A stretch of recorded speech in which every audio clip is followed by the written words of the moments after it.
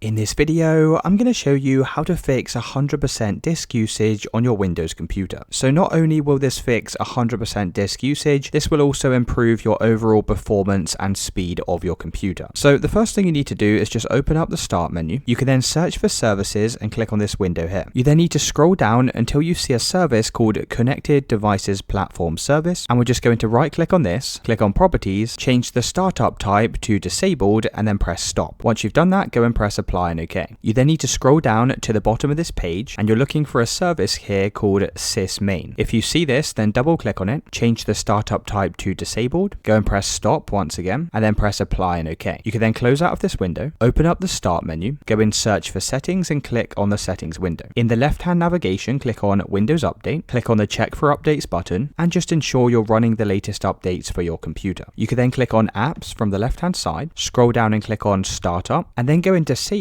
as many of these startup applications as you can. Now these are the apps that first turn on when you load your computer, and a lot of these you can actually go and disable. And to do that, you can just toggle them to off like so. You can then close out of this window, open up the Start menu and search for CMD, and then right click on the command prompt and run this as administrator. You'll then need to type in SFC / scan now and then press enter. You'll then need to wait a few minutes while this does a scan of your computer. Once it's finished, the last thing you need to do is type in CHK DSK C :